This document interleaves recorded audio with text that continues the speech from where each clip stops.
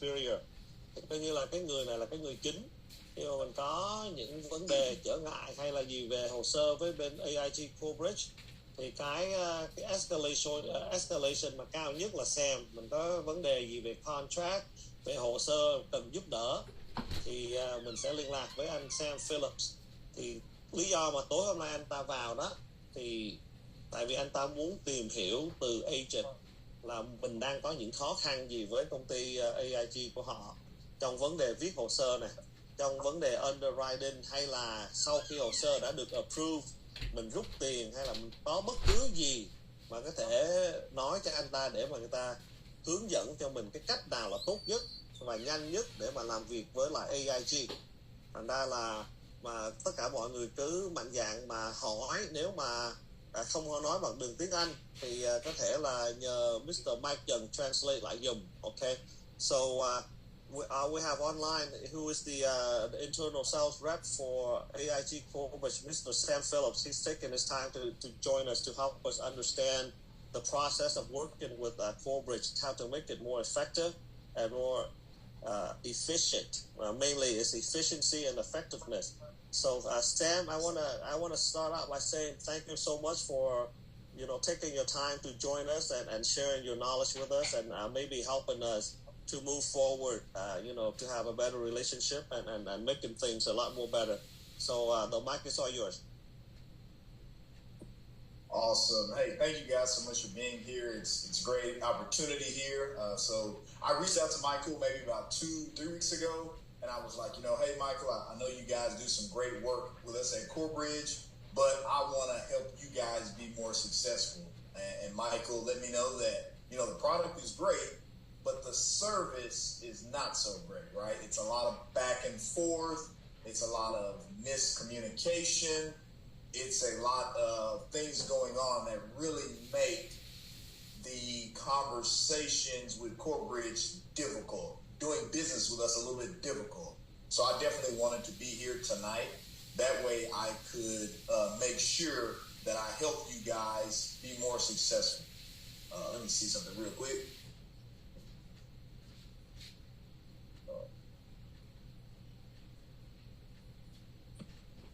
All right. Perfect. Okay. So, and Mike Trent, thank you for being here. Good to see you again. I wanted to take a quick moment. I want this to be very interactive, right? Because I think that's going to be how it can be the most valuable. So, Mike Trent, if you want to go ahead and ask the group, give me some feedback on what you guys have experienced. That way I can point us in the right direction. So please, feedback, questions, this is your time to do that. Sam, I think before we jump in that, can you introduce about the Corebridge and what's the history about Corebridge and what's happened, it's been doing and so on, so everybody understanding what is Corebridge, you know what I mean? Because for me, sure. I don't know, but for other people right now. Yeah, great question. Thank you, Mike. So Corebridge came to be basically because the life and retirement division of AIG separated in 2022, and that became Corebridge Financial. So long story short, AIG, big company, right? They have property and casualty, they have their investments that they work with, and then they have a life division and a retirement division, right? That was the side of the house that separated from AIG. The reason that AIG separated, right, and it became Corebridge and then AIG, and now we're two separate entities, is because our life and retirement division needed to be stronger, right? One thing that we wanted to do is we wanted to specialize in how we can enhance our retirement and our life division. So when this IPO happened, it wasn't something that just happened, overnight or anything like that. This was a process from the time I started with the company in 2019 until 2022. It was anywhere from a 3 to 5 year process trying to find out what would be the best way to consolidate our business, but also enhance what we do as a carrier. And that's why we became Corebridge Financial. We have strategic partnership with both BlackRock and Blackstone to really, again, update who we are, but more importantly, consolidated and really be streamlined so you guys have a better relationship with a insurance provider. Now, one thing I do want to point out is, just like anything in life, when you make a change, it's not going to be easy to start. You guys came to us when we were in the transition period, becoming AIG to Corebridge. So you guys unfortunately got hit with a lot of the transition, right? What is the transition? We're hiring new people.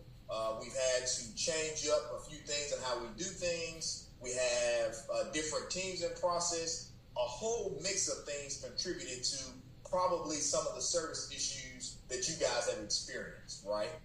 So what we did in 2024, all of this year, we were going to release some new products. I don't mind sharing with you guys. We're going to do just like a lot of carriers, release some new products. What we said is that we have gotten feedback that products is not our problem. Our problem is service, and we need to be much better about service in every aspect. Because at the end of the day, if you guys sell a policy to a client and the policy takes forever to get placed, or if it's in force and it needs to change, and you guys don't have the clear communication right, all it does what? It gets you frustrated. We lose money as a carrier. The client takes their business elsewhere. It's a whole process to where nobody wins. So we became Corebridge to consolidate our business, to be more focused on how we can be a better partner. And then also, again, specifically in 2024, 2 years later, now we spent all of 2024 really focused on the service side to really be better about what we've done. The last and final thing I'll say, Mike, and then I'll let you go ahead and translate. The last and final thing I'll say is Corebridge wanted to make sure that the partnerships that we established made sense for you as an agent. What does that mean? New company, same business model. So everything that was AIG became Corebridge under a new name, consolidated, strengthen our partnerships, strengthen our relationships, so we can be a better partner. I think you speak slow, so I think pretty much a lot of people understand. Don't worry. Okay. As long as you don't speak fast, then they won't understand. You speak slow, they'll be okay. Okay. So, well, I'm gonna go first. Okay. So let me suggest is that since the portal, you see the portal where we log in, right? So imagine we submit an application, right? So now it come back that there's agent required, right? Need to submit in. So there's a part is the email. So is there any way in the future is that we can upload whatever document that is needs, that you just upload in, instead of we have to email? Because if we email to that department, then it distributes to the underwriter and different department. So might as well it just upload in there, and then the underwriter could look at it, right? Instead of we have to, do all kinds of different email. Because when we send this email, that email, it's gonna take a lot of time, and sometimes it miscommunicate also, right? So I hope that will be flexible to change that. Okay, that's my suggestion. And then other than that, I think pretty much is pretty good at the outstanding the layout of the colors and stuff. But hopefully is that when send it to the client, there will be some color instead of black and white. The illustrations. Because black and white is kind of a little bit hard to they understand. But hopefully it could change it just black and white. I mean color. Okay. Awesome. Go ahead. Go ahead. Anh chị nào có câu hỏi cho Sam không? Yes, I do. I always have questions. I don't know why. Before you get to your question, I just wanted to point out something very quickly. So 2 times out of the year, and sometimes we do it further, 2 times out of the year, Corebridge's internal partners, right? So your new business, sales, which is my department, head leadership, underwriting, we all come together, right? Because what you guys experience is the most important thing for us as a carrier, so we can continue to be successful together. So we actually had our internal meeting. This took place back in July of this year. And Mike, it's funny, you must have had burning ears because that was something that we talked about. We talked about with our operations team, how can we be successful with our upload functionality? So that is something that is a project that we are working on because a lot of other carriers have that, and that's something that we want to make sure that we have it as well. So that is something that we have discussed. It is in front of head leadership, and that is a top priority to make it be smoother to where you have a requirement, just like you said, you can upload that document, and now it gets funneled through our teams, and it continues to move forward. So that's one thing that we have worked on. The second thing that we have done, we have updated our illustrations to have a little bit more color and a little bit more flexibility and visibility, so it makes the conversation easier for the client and for you guys when you're selling. So very quickly, or I'm just going to ask Mike and anybody, have you guys been running illustrations over the past month with us? Have you guys seen how our illustrations look now? Oh yeah, definitely. We've seen it. We've seen it, Sam. But before one of my agents start asking questions, I also want you to know where we are as a team, because if you look at our production as of late, to be honest with you, a lot of my agents switch over to other carriers because of the frustration. So under my hierarchy, there are 7. We're talking 7 agents that are either within the top 300, top 100, and top 20 agent in the QOL reward program. So the gentleman who's about to talk to you here, he was just in Colorado last year for the recognition, and he's a top 100 agent in all of Corebridge. And I have another guy who's in the top 20. So we know your product intimately. Okay, I understand the AIG Corebridge process better than any other product. But myself, I am getting so frustrated with the handicap that we have to deal with. So one of the things that Mike just said there, be able to load up the document is one thing, but a lot of the carriers, they go straight to text message, direct message. So we have a conversation directly in the portal on that particular policy, and it is so useful. It's so helpful. A lot of carriers are starting to switch over to that. So that's something is for you guys to consider. But Tat here is who's about to talk to you. He's one of the top 100 agents in the last few years. So okay, Tat, take it away, Ed. Yeah. So I have a question because I've been running a lot. Writing a lot of policy with Corebridge, and but there is something I just heard today about living benefit. Okay. And which I have never heard before. Never. Sure. So it's kind of it's from a person from another broker, and they are really a top leader, top producer at that company. So I already talked to Michael, but I just want to make sure again if the information they talk to me is right. Okay, about living benefit, which is everybody worry about. So what she said is, if the client who diagnosed with a stroke, minor stroke before, but they don't claim it, they don't claim living benefit, they leave the policy like that, and later on, they got a second stroke, which is worse, affect their life. And when they go back and claim it, Corebridge run the medical history again, saying that, you got a minor stroke before, but you don't claim it. So that's why we're not going to approve the claim for this time. Is that true? Yeah, great question there. So to give the full story, so what happened in that particular situation, the example would be your client had a minor stroke, but your client filed a claim with us that they had a minor stroke. No, they don't file a claim yet because this is a minor, Right. So usually we show the client the way that if you get the minor stroke, don't try to claim it because you're gonna get a little money and it's not gonna work anything.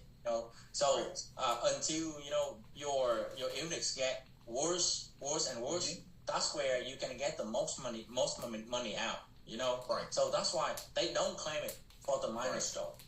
Right. And the second stroke that make the life threatening. Correct. Right. And they go and they claim it. That's where coverage policy saying you got the minor but you don't claim it. Right. That's why you cannot claim for the worst one. And that's what I want to, and thank you for that. And that's what I want to break down for us, right? So a key thing that you're saying, and make sure everybody is aware of this, is the key thing that you just said is Corbridge told you that you had a minor stroke, right? And we were already reviewing that minor stroke because of the medical history. But later on, you had a more severe stroke and you wanted to claim for that.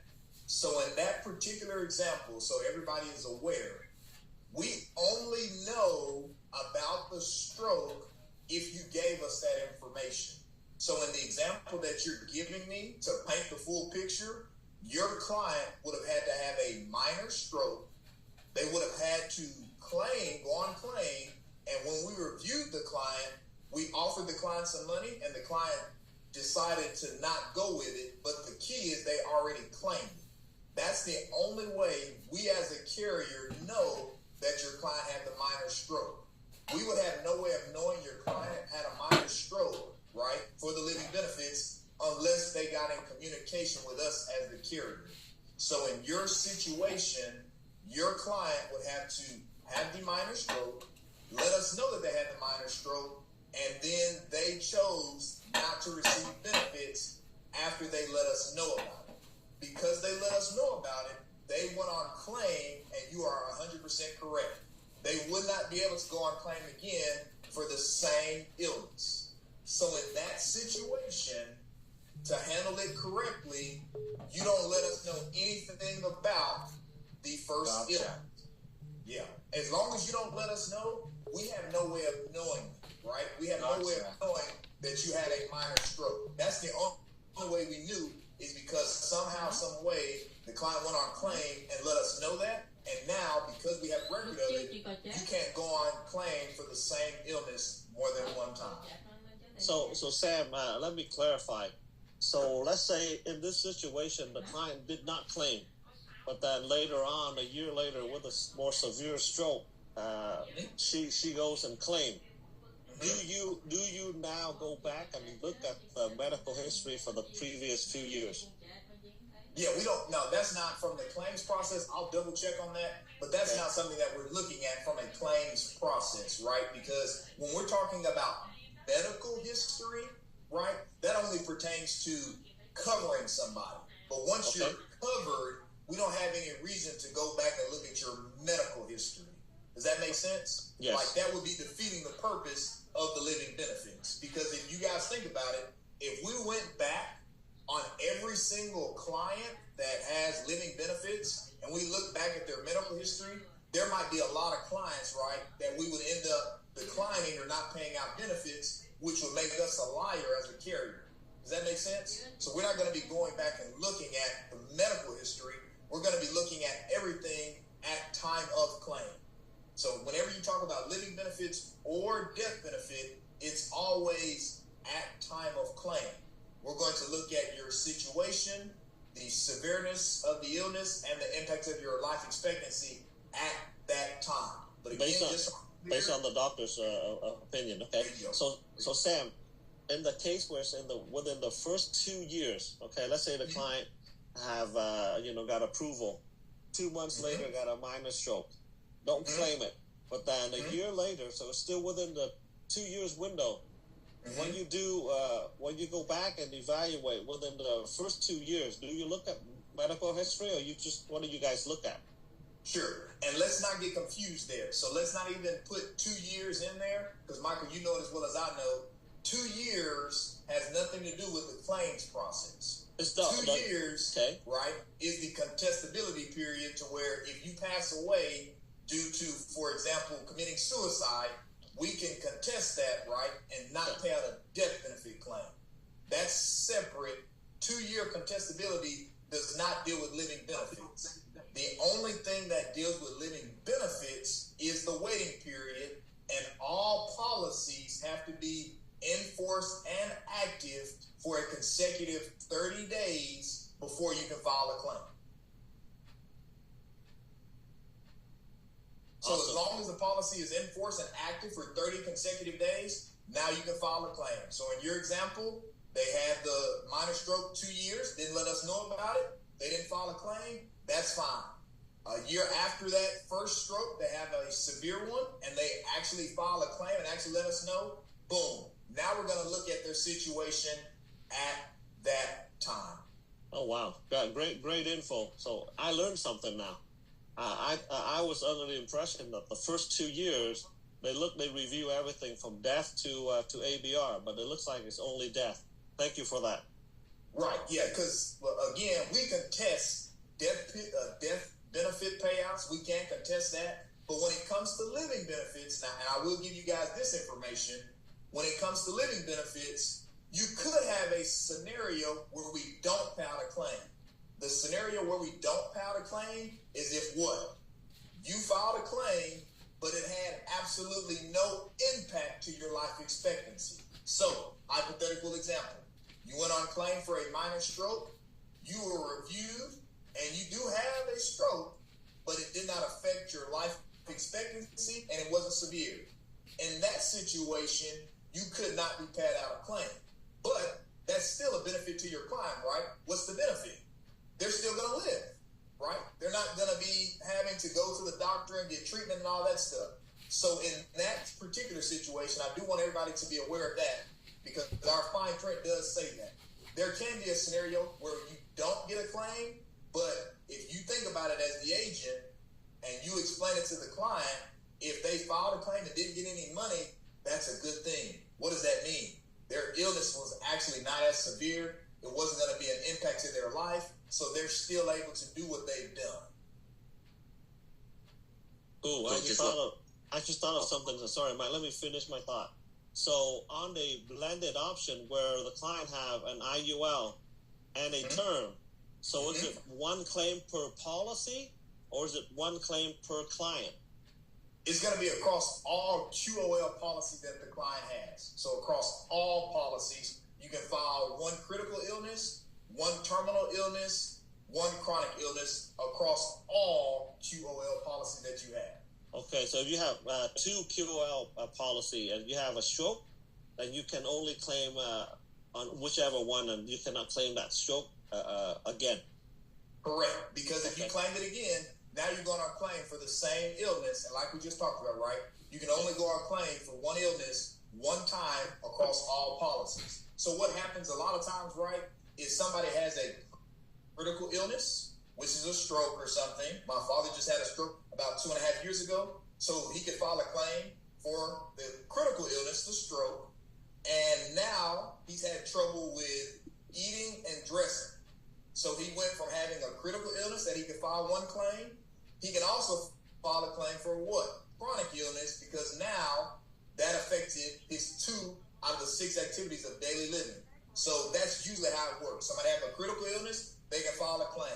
That critical illness may result in them being chronically ill. They can file another claim for that chronic illness. But the important thing to note is, right, it's 2 different illnesses. That way they can file the claim because it's 2 separate illnesses.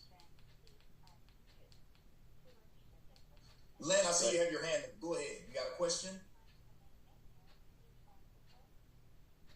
Your mic is still thank you, Sam, for giving me an opportunity to asking. I have a few clients that was asking about if they find the claim for the ABR, a living benefit, and if their fire was paid out at the time when they receiving the living benefit, is policy still in force, like paying, or they will stop paying at that time? Great question. So when it depends on how you set it up, right? So the one thing that we do is we give you your client the control. Your client tells us how much of their death benefit that they're going to accelerate. So that's going to be the first piece of the equation. Remember, on all policies, you can accelerate minimum 50% of your death benefit up to a maximum of 100% or all of your death benefit, right? That's the first part. So the second part to that is, when I go on claim, am I still making premium payments when I go on claim? The answers to that is, while you're on claim, right, and you're going through that review process, then that would be the time where you would not be having the full premium payment. So there's a part of that I want to take back, but I do know it's kind of broken down because you're on the claims process part of things. And so now we have to readjust things because, right, it depends on what you've accelerated as far as your death benefit is concerned. That will be determining what is left over. So hypothetical example, if I have a $500,000 policy and I go on claim for the full 100%, I accelerated my full death benefit, I no longer have a policy, therefore I'm no longer making premium payments because I went on 100% acceleration. Same scenario, I have a $500,000 policy and I only accelerate half of it, I still have $250 left over, and I have $250 that I want to claim for. So I'm not going to pay any premium on the other $250 that I want to claim for, but I still will pay premium on the $250 that I did not go on claim for. So again, Lynn, to answer your question, it depends on what death benefit amount your client accelerated. That determines premium payments. Again, if they accelerated the full death benefit, they no longer have a death benefit, so they're no longer paying premium payment because it's all going to them as a living benefit. But if they only accelerated a portion of their death benefit to go towards the illness, they're no longer paying premium on that portion that they accelerated, but they will still pay premium on the portion they did not accelerate. So it depends on what your client does. Okay, thank you so much for your question, for your answer. No problem, Lynn. Thank you. Katrina, go ahead. I see your hand up. Your mic is on mute. I'm so sorry. I have a question. Like, say I have a client who already had the stroke since 2012. Okay. And it's stated in the application. So if that person get approval for the policy, and later on in life, she had the stroke again. So that means she can claim it for the first time because you said there's only one time you can claim for it, right? Correct. Because what you and make sure I'm following your scenario and get you to think about it as well, right? Your scenario, your client had a stroke back in 2012. Right. Your client had a stroke. Right. My question is, did your client have a policy with us at 2012 when they had the stroke, or did they not have a policy with us? No, doesn't have it. Didn't have it. Perfect. Right. So we don't have any way of knowing anything about that stroke because they didn't have a policy with us at that time. So if they got a policy with us later on, let's say the client got a policy, 8-10 years later, then your client could go on claim if they had a stroke for that policy. But again, what I want you to think about is when your client had the stroke back in 2012, they did not have a policy with us, so we have no way of knowing that information. However, right, what you're thinking about is more from the pre-part, from underwriting, because we can review medical history, and I don't think it could happen, but it is, if your client had a stroke and it affected their health, we could look at the medical history and potentially not cover them at all. We could have that happen, but that's all before the client has the policy. But if your client, again, had a stroke in 2012, they did not have a policy with AIG, they did not have a policy with Corebridge, we have no way of knowing that. So in 2021, your client now has a policy with us. The policy's been enforced for 30 days. They want to file a claim for a stroke because they had one. That is a legitimate stroke. Yes, they can file a claim. Okay. Yeah. Yeah. And the big So thing to remember, right? They didn't file a claim in 2012. We had no information of that. That's the thing to remember. So we can't go off anything we don't know. We always go at what we know and time of claim. so at that time, do you go back in the medical history to approve it for the claim or not?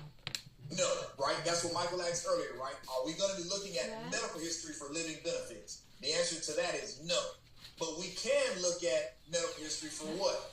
If the client can be covered with Corbridge at all. So we do look at medical history to offer somebody coverage, approve or decline them, but we're not looking at medical history when somebody files a living benefit claim. We don't look at medical history for that, right? Because again, like I said, if you think about it, that doesn't make sense for us as a carrier to look at your medical history and not pay out a claim for something that happened a long time ago and you didn't file a claim on that, right? Okay. That would make us a liar as a carrier. And for us, Corbridge, we have paid out more than $300 million in claims. So we pay out claims consistently all the time, and we're going to continue to do that. And one more question. Sorry, one more question. So between the mini strokes and the stroke, so the stroke is more severe than the mini stroke. So the mini stroke, is that more chances to have that cover for the policy? So when you talk about covered for the policy, now we're talking about two separate things. When you say covered for the policy, are you saying the mini stroke covered in the living benefits? Is that what you're asking? Whether it's a mini stroke or a major stroke, it's a stroke, right? So either one of them is covered. But the question is, when do I want to file a claim, right? That's the question. So whether you have a minor stroke or you have a major stroke, either stroke is covered because of what reason? It's a stroke, right? So either stroke is covered, but the question becomes, when does your client decide to file a claim? Did they file a claim for the mini stroke? And if they did file a claim for the mini stroke, they can't file a claim for the major stroke later on. So it all depends and determines on if your client wants to file a claim for that stroke, regardless of if it was a mini stroke, a medium stroke, or a major stroke. It just depends on when they file a claim after they've had the policy with Corbridge. Thank you. Thank you so much. No problem. Great question. Sam, can you give me a minute? Anh chị em có cần thông dịch những cái gì mà Sam vừa mới nói không vậy? Nếu mà cần thì say yes thì mình sẽ dịch lại. Mọi người hiểu những gì anh ta vừa mới chia sẻ. Wow, you're doing good, Sam. Everybody understand? No questions. So just speak slow as you can. Everybody understand? Okay. I have three questions, okay? So listen down. So number one, you know how they say no medical, like we won't do the medical questionnaire. You guys gonna do it, okay? So my question is that possible that Corbridge could have translate to ask those questions? Because majority of it, they have English, right? So I was just wondering to just is that could be Vietnamese or different other language can be translate for the medical, because in the end of the day, there's a lot of exam 1 or app, they have those translate, right? So wonder if to just that they could use that for that, okay? And number 2 is that I think this is the everybody that you know how sometimes they got approved, right? So they draft. Let's say they got approved today, okay? They draft their first one. Mike, I suggest we do one question at a time, so that way everybody can take notes. Oh, okay. Okay. So first question there, Sam, is when you have the option to either answer the medical question with an agent, or you have the option to do the voice, and somebody's going to call and do the interview over the phone. So Mike's question is, do you guys provide translation? Great question. And that's what we're working on. So the company that we work with, and I believe Ryan mentioned it earlier, the company that we work with is CRL Plus. That's the teller interview company. We're working with them as we speak to try to offer in-language support. At this time, they don't do it, but that's something that we're working on. So to answer your question, that is something that is being worked on to provide in-language support. We are working on that for sure.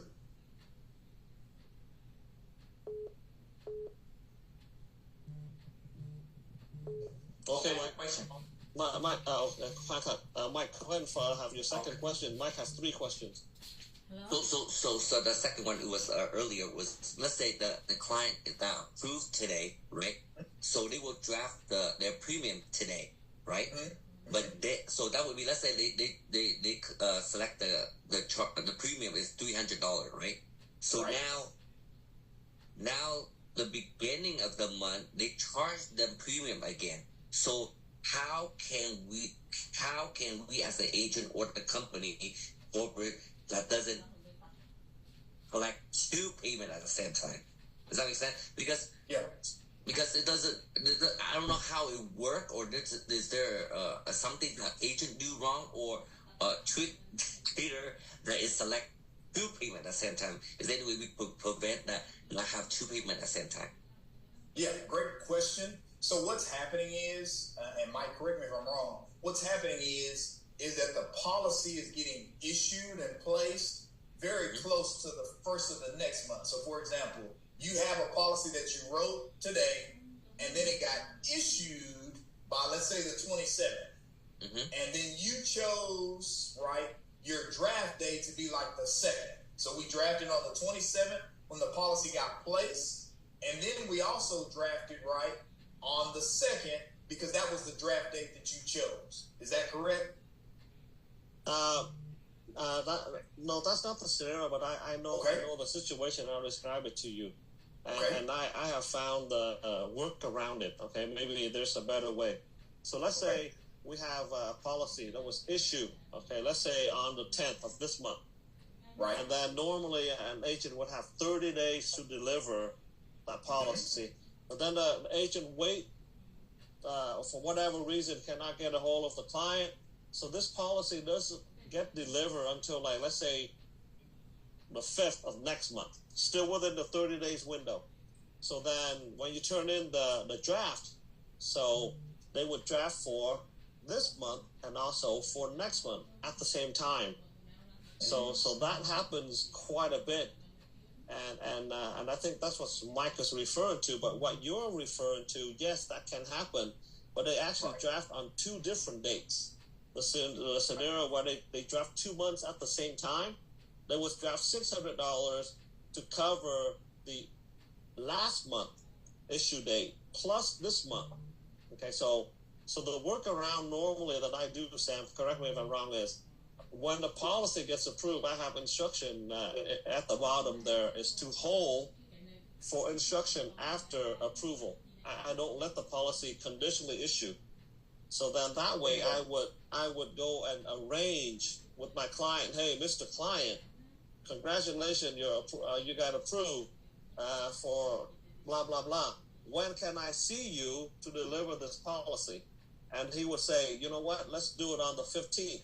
Then I would go in on the 12th, and I would instruct, Corbridge, hey, please conditionally issue this policy so that I can, so I can deliver it. So then it would get issued on the 12th. And then just within the next few days, I would deliver it, and the premium would get drafted based on issue date of the 12th. Michael is 100% correct. And how you guys do that is on the agent report. So on the agent report, when you're doing the application, make sure you check the box that says hold for issue instructions. So Michael is 100% correct. Mike Tran, that's how you overcome that. On these policies, on the agent report, make sure that you hold for issue instructions, because if you're running into that, we have no information to hold. So we're just trying to place the case for you as soon as we can. And unfortunately, it ends up running at the same time. So when we draft more premium and the client is upset. So yes, if you want to avoid that, absolutely. On the agent report, make sure you check the box that says hold for issue instructions. That way we won't draft any money until you tell us. Yeah, hold Sam. Good. I've been always pick on that, but at the end of the submit anything, I click on issue instruct. Okay, my third one. This is the one that I have this one new agent was asking me, and then she just got back on. Do you guys ever offer lifetime income to your client? Lifetime income to the clients? Yes, because you know how they have, like they could do like lifetime income retirement at age of 60 or age of 65. So my agent was asking, does anybody ever receive that yet? Because you working there, so you should know the most. I don't see it yet. So yeah. So again, make sure I'm understanding the question. You sold the policy. You have it set up to be getting income at age 65. Your question is, do we have situations and scenarios where the client got that money at 65? That's what you're asking. Yes.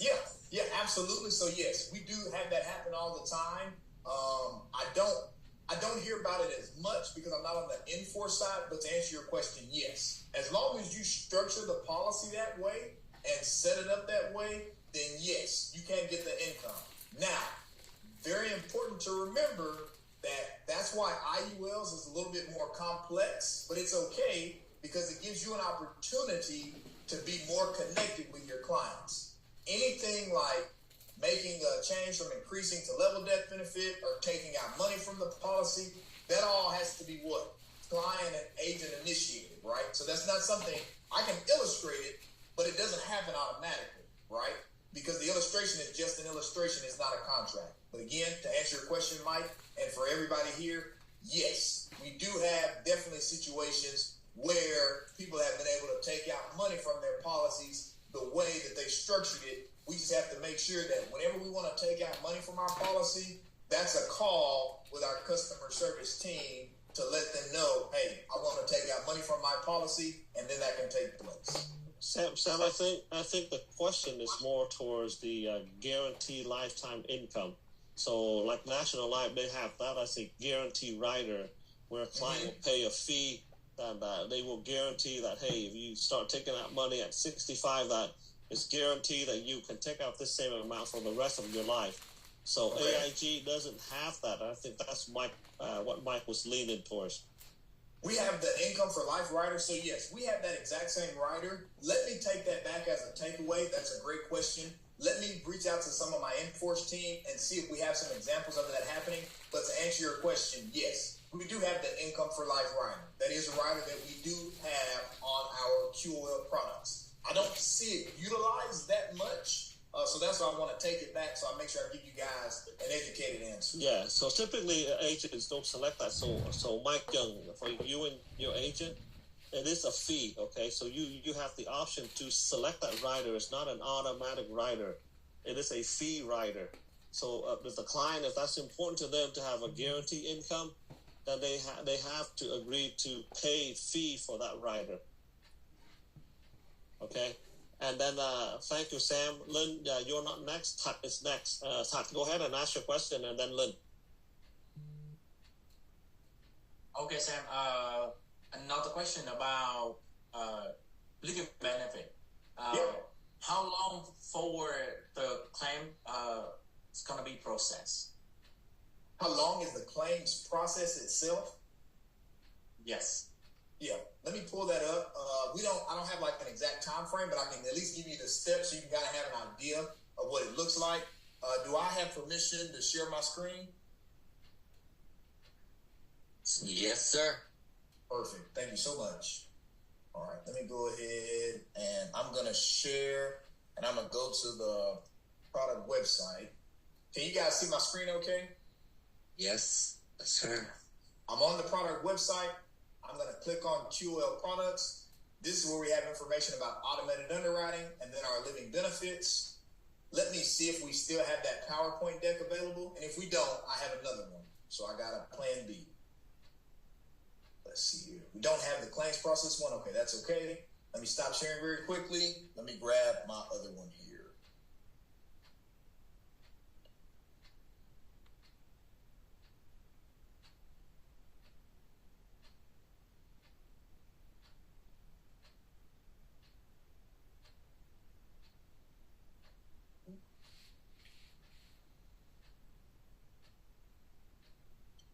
If anybody have questions, don't be shy to ask, okay? Oh, I have a lot of stuff for Sam here coming up. All right. Can you guys see my screen okay? Yes. All right. Let me hide for the menu controls. So I'm just going to jump through it. So our claims process, this is kind of what we got to happen. So we're set the stage, right? So the claims process begins when that person has the illness. We work with you and the policy owner to a claim process that is fair. And then we will need to have accurate health history. So we ask for very detailed information. We're asking for accurate health history, but that's not saying, right, because this was a big topic for us earlier. We're asking for accurate health history, but that's not saying that you filed a claim. We're just asking for health history so we can do what? Make a fair and contractually sound offer to the client. That's what we're asking for, accurate health history. So we can make a fair and contractually sound offer to the client when they have their illness. All right, so step one. The policy owner contacts the company, notifying they wish to file a claim.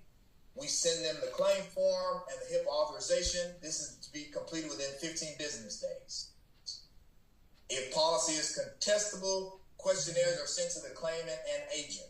When we talk about contestable, right, because that's what Mike mentioned earlier.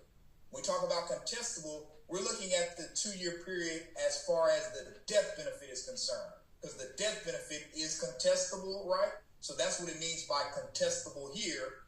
And then remember the second thing that we can contest, right, on the living benefits is if what? If you have a claim and it did not impact your life at all. So we're looking at if your policy in that 2-year contestability period, just being aware of that as the carrier.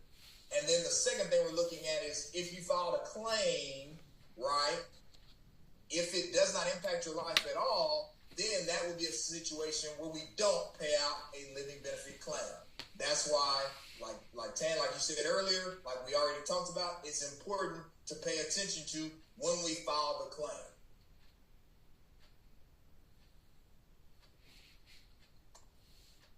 Todd, is that okay with you, Todd? Well, we got a little bit more information going through, Tan. That way you can see like the full process. So 15 business days of being notified. And then, as we can see here, right, critical and chronic illness benefit has a 30-day waiting period. Policy must be enforced with the riders active for 30 consecutive days before filing a claim. And then eligibility for the chronic illness is also subject to an elimination period. The elimination period is 90 consecutive days. Insured must continuously have a qualifying chronic illness prior to eligibility before benefits under this rider. So we have to wait 30 days before we can file the claim, and then we have the 90 consecutive days to where the insured has to have that qualifying chronic illness prior to eligibility for benefits under the rider. No benefits are paid out during the elimination period. So just to kind of set the stage as far as the claims process, the first thing we're going to look at is 30 consecutive days that your policy is enforced, right? So that's the first thing. Next, we're looking at that 15-day period, right, from when you let us know about everything. So that's 45 days right there. And then we're also paying attention to that elimination period, specifically when it comes to the chronic illness. So just to give you a ballpark figure, because it is a process, but we still pay out. But I would say to let your client know an accurate time frame, it's anywhere from 45 to 90 days as far as that full process. 45 to 90 days gives you kind of a timetable for your clients. But again, even though it is kind of a long time, but I do want to show you guys that we still pay it out. Is it a process? Yes, but it's something that we have to go through as a carrier, just like any other carrier. So again, Tan, to answer your question, to give your client a ballpark idea of when they probably would be expecting to receive some money, right? Anywhere between 45 to 90 days, depending on the illness that we're filing a claim for. Between 45 to 90 days will be the full claims process. I I just want to clarify, Sam. It's only 45 if this is a brand new policy and they have to wait for the 30 days, right? But if the client already have a policy past that 30 days, and then so it should be only be between 15 to 75 days. Correct. You would be correct. Yeah. Now, for a policy that's already been enforced, that is correct, Michael. And how long the client getting paid after the process approved? As far as when they get the payment? Yeah, when the claim approved, how long the client gonna receive the money? Sure. Let me see here. So we've gotten everything done. So we begin the claims process, right? We went through everything.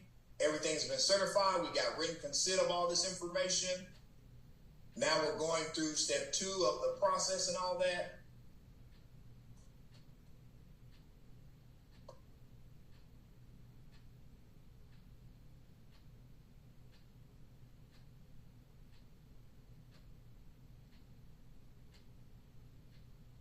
I would say, let me take that back, because we don't have that specifically spelled out exactly when after the process is done that they would get a payment.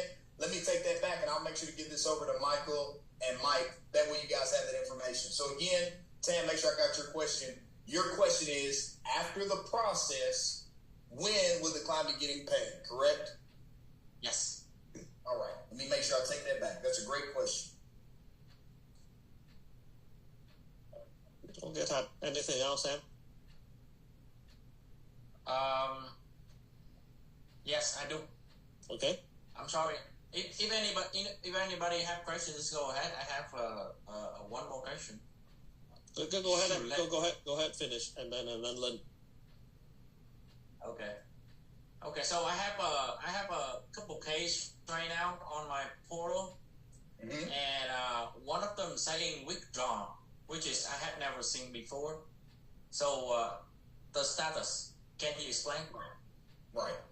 Yeah, withdrawn. So I'm assuming, can you give me some more data? Either we tried to get information, right, and nothing has taken place. Maybe the client got into the consumer portal and they were reviewing it and decided not to go forward with the policy. There could be a number of things that happened to why the policy was withdrawn. So I would say, from your knowledge, did the client decide not to go with it? Were we missing requirements and it's been, a bunch of days? Give me some more context. It's saying unupdated historic in conflict with MIB data. Okay, so what it sounds like on this policy is that we had the client, we looked at the medical history, they just so happened to not give us something the first time, and we found it in the medical history, and then it sounds to me like the client potentially decided to not go forward with the policy, and so it was put into a withdrawn status. That's what it sounds like to me, but if you want, you can send that over to me, that example of that policy number, and then I can send it to our case management team to see why does it show withdrawn. And that's one thing that I do want to make sure all of you guys have moving forward is we do have an escalation box dedicated specifically for you guys. And Mike, I know you had a few things, but I do want to share this with everybody very quickly because this is going to be very important to you guys' success. I know you guys know our products, you have a good idea of our processes. So I think you guys already have a lot of that down. But what I do want to make sure that you guys have is this information here. All right. So, and Michael had an example earlier. I'm just going to pick on him a little bit. He had a scenario where one of you guys sent him over a policy. It's been a lot of back and forth, right? A lot of back and forth. And so what Michael did was he copied all of our email boxes on that policy. So, I love it. I understand why he did it, right? I would do the same thing if I hadn't got an accurate response. So I do understand that. What I want you guys to do moving forward is a couple of things. Number one, if you have a policy, you send in all the requirements, and you've done everything that you're supposed to do, you checked everything that you're supposed to do, all that information from your side and the client side is 100% done. You guys know that it's 100% done, right? You only email the escalation box. So I'll say that again. You send in all the requirements. You've done everything that you're supposed to do as a client. The agent has done everything, right? You send an email to the escalation box so they can respond to you directly. The reason I say that I understand what Michael did, but it's not a good practice, is because I was copied on the email and Michael got a response from the Northern team, the shared team, and the pending team. All three of those teams responded to Michael. And that doesn't help the situation because we're past pending and we're past approved. We need to get it escalated. So again, if you guys have a situation, you've done everything, only email the escalation box with that policy number so we can move it forward. Same token, if you guys have a policy that's in pending status, only email the pending team and send their requirements. If you guys have a policy that's in either approved or conditionally issued status, only email the delivery team. If you guys want to copy me on the email, that's completely fine. But moving forward, and Michael, don't forget your point here, moving forward, do not use the shared services producer box. I know we haven't had a chance to talk, guys, so that's what I want to tell you guys that. Moving forward, do not use the shared services producer box. Only use one of these email boxes that I have here. And again, if you guys want to copy me on something that you send, I am completely fine with that. Go ahead, Mike. So you know how I got to that point. So my issue, right. This is one of the biggest issue with all of our agents, is when you send it to the pending team or the approval team, right? There's no single point of contact, right? And it will go into a black hole, and no response. And then so it's a frustration for all of us. Like, who is in this pending team? And there's no accountability. If I have a name or a number attached to it, I would harass the hell out of that person. But there's nobody, and it gets to the point where, you know, in this particular case, I understand when I said it all out like that. It's everybody's jumping, but I was trying to make a point because this case was approved on April 16th, and we are now looking at September. We're talking 5 months. And I have to beg the client, hey, I blamed it on Nationwide. I took the load off of you guys. As you know what, Nationwide would not release your money, and that's what's holding it up. But that's not the case. So anyhow, moving forward, yes, we will copy the right email group. But here's the what was able to help us write a lot of policy in the past. So this was before you. This was Jason Vest. And Jason was that point of contact for all issues. And I don't know if you want to champion that, but he made it so easy where it doesn't matter, okay, whatever the issue, we have, I would just send it straight. I would text Jason. I'll give Jason a call and say, here's the policy number and here's the sticky point. And then he would get it to the appropriate person, and he would assign it either to Missy or he would assign it to whoever. So that way, there's a name and accountability, and that process seems to make everything so much faster. Right now, I would send all the documents into a team, and 2 weeks, 3 weeks, no response, and I don't know who to call. Okay, so, but we got your email. We got all the escalation emails of the different team, and we're going to do that. But like you said, copy you, and you don't mind. So sounds like you want to champion. You want to be that point of contact for us, right? And let's talk about that further. So to answer your question, I'm here to guide us along the process. So just so we're all on the same page, and I want to be honest and transparent with you guys. What Jason Vest, what all those people did in the past, that's not something that we can do and be successful at what we do and how we add value to you guys. So how I'm going to add value to you guys in 2024 is I want to see the team not responding. That way I can speak with the managers of those teams and say, hey, we sent in this email last week and we haven't got a response and it's been a week. What's going on? So to help everybody and we're on the same page, yes. If you're having examples to where you send an email to the pending team or the delivery team or the escalation team and you don't get a response, I want to see that. That way I can reach out to those teams. I'm not going to be able to, if you have an issue with a policy, right, I'm not going to be able to just wave my magic wand and fix it. I don't have the ability to do that, and that's not how we're going to be successful as a unit. I want to add value to you guys on the sales side. So if you guys had a question about a product or a concept, I know Michael does a phenomenal job helping you guys. So I know he does that, and he does it very well. Don't want to steal any of his thunder, but that's how I add value to you guys. And the other way I add value to you guys from a processing side is seeing those gaps. That was why I wanted to be here tonight, to see where you guys are having gaps in communication. So yes, 100%. If you send an email to the delivery team and the delivery team does not respond, or they keep asking you the same thing over and over again, you guys now know to do what? Stop emailing the delivery team, take it straight to the escalation box. Why? Because you've done everything you're supposed to do, but the communication hasn't been clear. So I'm here to help you guys and make sure that we follow the process that we have now. And I promise you guys, if you will follow the process that we have now, copy me on things, and I can jump in where they fall short, I promise we can be successful together. So to answer your question, Michael, in a long, roundabout way, yes, I'm here to help you guys. Different way, can't do what Jason Vest did, but I am here to help you guys either way. Okay.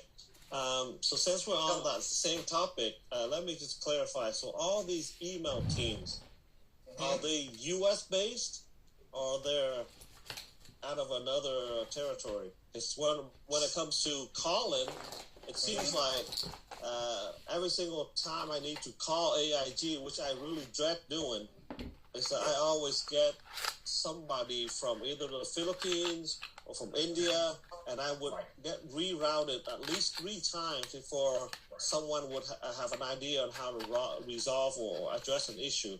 Is that the same case with the email? Are they U.S. based? Yeah, so when it comes to the email boxes, to my knowledge, it's a mix of things. So what I would say is, from my knowledge, and I can take that back, I'm not 100% sure, but I do know this. Because of our new partnerships, we definitely have outsourced, right? And we're using third parties just like other carriers are doing. So what I will say is this. When it comes to those responses, it will be right from an appropriate team to where it makes sense and you're able to see the communication, right? So that part from the email side is correct. And I'm glad Michael brought it up so I could bring this up. Anybody here, if you are calling in about requirements or anything like that, currently that's not a good practice. Why is that not a good practice? Because the people that you're calling, like Michael just said, right, they're overseas, they're in any other place, and those teams are brand new people that we're getting up to speed on a lot of things. So you might call, you might have somebody that's amazing, you might have somebody that's brand new. So to help you guys be successful, if you're wanting to know about statuses and requirements, I know it's a task, but we're still going to move forward together. Only email that stuff in. And to offer my assistance, if you have a question about something, you guys more than welcome to give me a call first. That way I can make sure I direct you the right way and say, hey, Sam, I got such and such going on. If you give me the scenario, I'll make sure I direct you to the right team to utilize. But again, so we're clear, email communication is going to be your success until we upload the functionality, which is what we're working on. And then the second thing is, don't call in from the customer service side when it comes to requirements and statuses, things like that. If you guys want to give me a call first to ask me, Sam, how do I handle this? Please, I'm more than willing and able to help you guys if that's what you need. So what is the central email? Repeat that one more time. I have central bgcrm@corebridgefinancial.com. So You can ignore that one.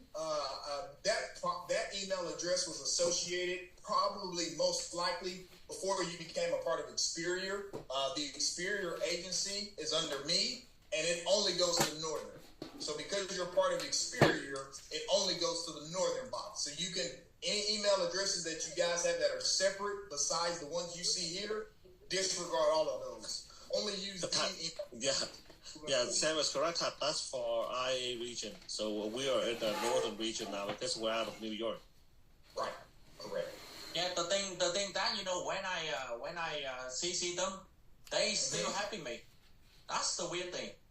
Now that's the beautiful thing, right? Yeah, they're gonna help you. That's the good right? thing. They're not gonna not help you, but so I can be involved in it, and I want to be able to help you guys really be successful. Now move the Northern box. Now I'll leave that up to you, Tan. If you want to still do it that way because you found kind of a rhythm to it, I'll leave that up to you.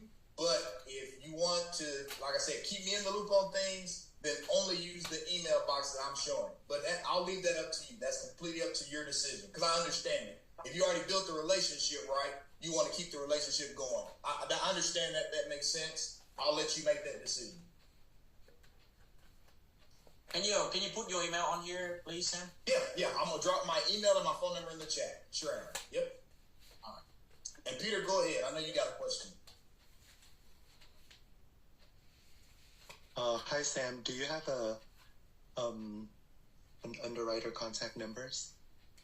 So we don't have a direct underwriter contact number, but give me what you're trying to accomplish. What's been going on? So going back to the frustration and stuff like that, I just wanted to be able to reach out directly to the underwriters to kind of escalate the cases that I have. Okay. Instead of going to a different route. Yeah. Okay. Thank you, Peter, for educating me there. Yeah. So if you have a situation like that, this would be an example of you just sending it automatically to the escalation team, right? But I'll tell you guys this as far as our process. And Peter, I want you to kind of help me out. When you're saying you're having underwriter issues, is it the fact of you submitted a case and the case got approved with a rating that doesn't quite make sense, and so you're trying to see what happened so the client can get a better rating? Is that correct? Yeah. Okay, gotcha. So just very quickly to kind of break it down, we have our automated underwriting system, and then we also have our automated underwriting, and then we also have line underwriters. Keep it very simple. Automated underwriting is the client that qualifies based off of their age and their face amount. They qualify to go through and not have to worry about labs, right? Just based off of age and face amount. That's automated underwriting. And then we give them a rating looking at the medical history. That's automated underwriting. Client doesn't have to worry about labs. Everything goes through, and we can make an offer just based off of medical history. What I think you might be running into, Peter, is our AUS system, to where it's an algorithm, and it's different from the term and the IUL, different algorithms. But I think what you're running into, Peter, is the algorithm is an automated system that reviews the policy and gives your client a rating. The reason that process is going is so we can push the policy forward and push the policy through without us having to get an underwriter involved. Our thought process behind this is, if we can make it automated and we can give an offer to your clients and they don't have to worry about getting an underwriter involved, that helps you push the business through. Now, I do get that might be good in some scenarios, might not be the greatest in other scenarios. The reason I wanted to bring this up is because our automated underwriting system and the physical person that you look at, right, both of those will agree with each other. So it's very rare to where the automated underwriting system that gave your client a rating, right, and then a physical person looking at it, it's going to be very rare that they, right, don't support and have the same rating for your client. So what I would tell you, I think what might be better for you guys to do moving forward is to quote your clients at standard and let underwriting determine the rest. And the reason I say that is because I imagine, Peter, you're dealing with a situation where you're talking to your client, maybe they're a super healthy person, they run marathons, they do whatever, right?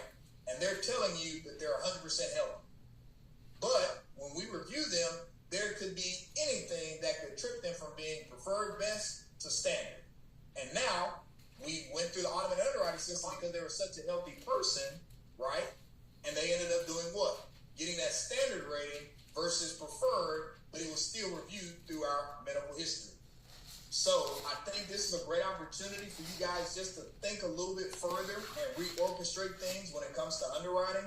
So I would encourage you guys, quote the clients at standard, and if you quote them at standard, you have the ability to underpromise and overperform.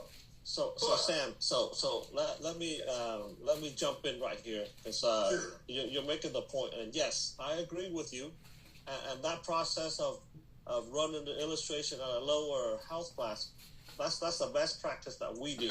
So that part we understand, but what Peter is expressing, and this is also the expression from a lot of my agents, is this is a people business, right?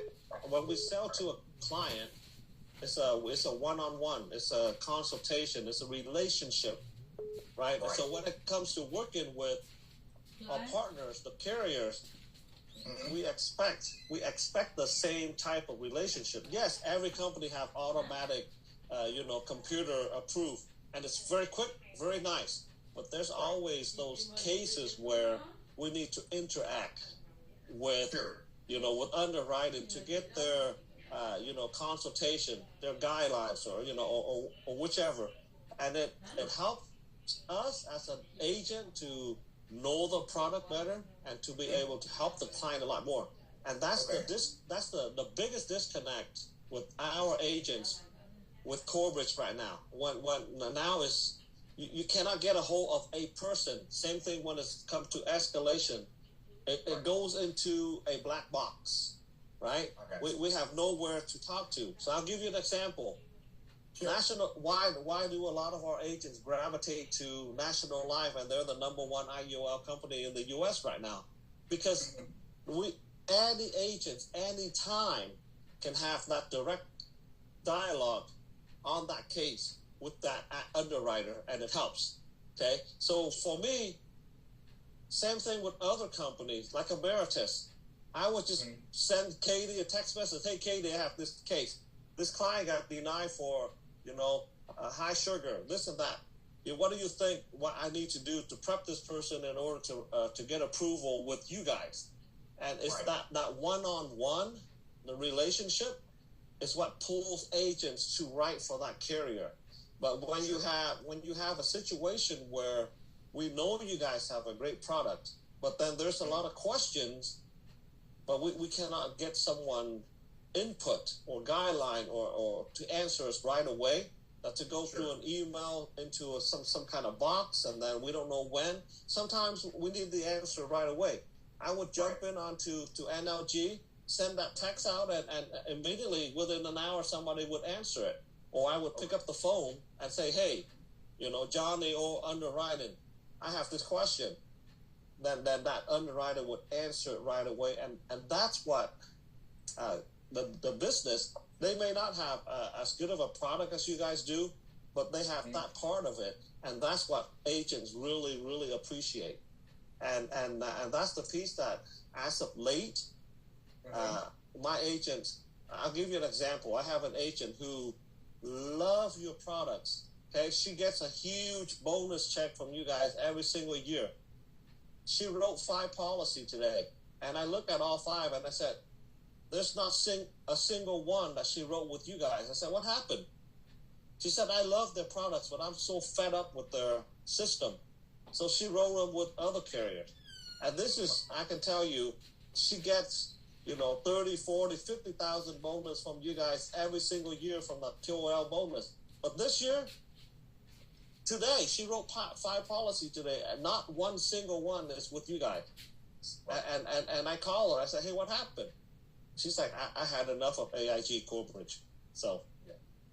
No, and thank you, Michael. Yeah, no, that's great feedback. So what I can say is, as far as the underwriting is concerned, and thank you for that. That definitely does help us. Like I said, since we've consolidated and made some changes, there are some things that we just don't have the ability to do at this current state, but we're working on. So what I will tell you guys is, if you do have an underwriting situation and you want to get a second look at it, that is something that can be definitely something that we send to the escalation box. But I do just want to make sure that you guys understood the process, that if the case pushed through AUS, right, our automated system, we wouldn't re-review the case and give her a different rating. I do want you guys to be aware of that, but I still want you guys to know that you have the support to have the communication. Like Michael just said, it's important for there to be a live person communicating with you, and that's what the Northern Box is going to do. So if you have a situation, it needs to be looked at further, and from the underwriting perspective, after it's been reviewed, definitely send that to the Northern Box. That way we can look at that. So 100%, that's what you want to do, Peter. And I will say, on all the policies that you submit, when you look at the outstanding requirements, you can see if there's an underwriter on the case or not. And you guys are welcome to email that person if you see fit. And I'm going to show you what that looks like, because it does vary case to case. So give me just a second. I'm going to go here. I'm going to impersonate an agent. And let me see where my device is. There we go.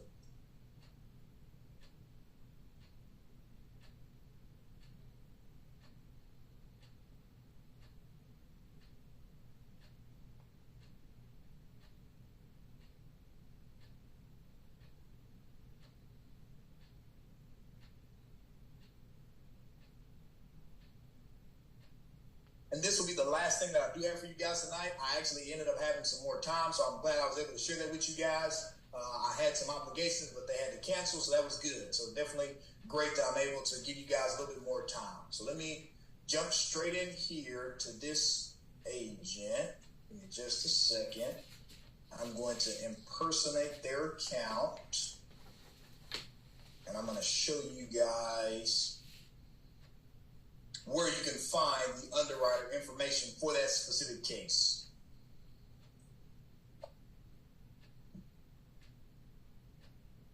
Just a second here.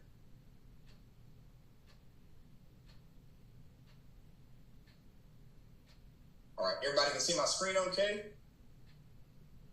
Just get a quick thumbs up.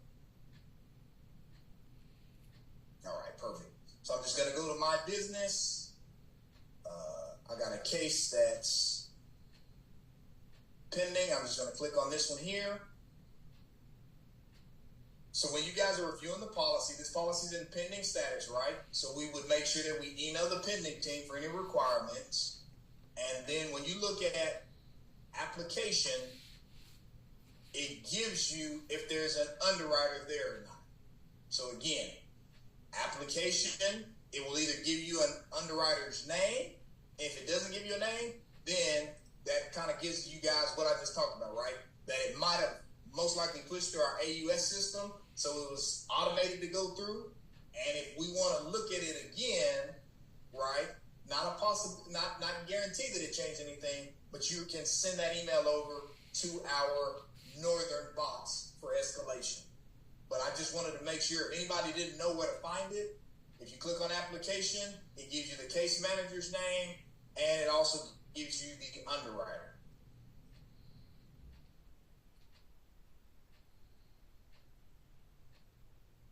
All right. Everybody, I want to thank you guys so much for your time tonight. This was a very valuable session. It really helps us. So this is what my ask is of you. You have a situation, you have a case, make sure you're using the appropriate email boxes. Please copy me on those email boxes. And if you do have a serious problem in escalation, definitely do not hesitate to use the Northern Box. You guys have my permission to do so. And I also said right earlier, if you have a situation you want to run it by me and say, Sam, how do I handle this? Please don't hesitate to give me a call. I'm here to help you guys. I'll take one final question. Peter, go ahead. Recording stopped. So we were talking about living benefits earlier. Are we able to accelerate living benefits on two different policies for the same illness? No, not for the same illness, right? Because when we talk about living benefits, we're going to look at your living benefits amongst all policies you have with us. You can only go on claim for one illness one time across all QOL policies. So if you accelerate and then you take half of the, like a portion of the death benefit, and then will your premium be adjusted, or correct? Okay, absolutely correct. Yeah. So if I had a term policy, I went on claim. Right, I had a $500,000 policy. I only went on claim for half of that policy. Then I get my benefits discounted based on the situation and all that. And then the other 50% that's left in force, yes, your premium will be adjusted. So yeah, that's a great question to ask, Peter. Anybody wanted to make sure they knew that? Yes. If you only accelerate half of your policy, the remaining death benefit, right, your premium is going to reflect the remaining death benefit. So yes, your premium would be adjusted. All right. Thank you so much for your time and for your all this information and valuable of your time. But again, we will invite you back if you have any informations and update for us, so that we can update you everybody here to know how to interact and access the portal and everything. So hopefully we're looking forward for the new transitions and transmittal and everything. Okay, thank you so much, and Sam, thank you for staying on extra time. I know you told me 45 minutes, and we kept you a lot longer. I appreciate you, man. Thank you very much. No, this is helpful. It helps you guys, and I'm here to be a partner for you guys. So thank you for the opportunity. Have a good night. Good night.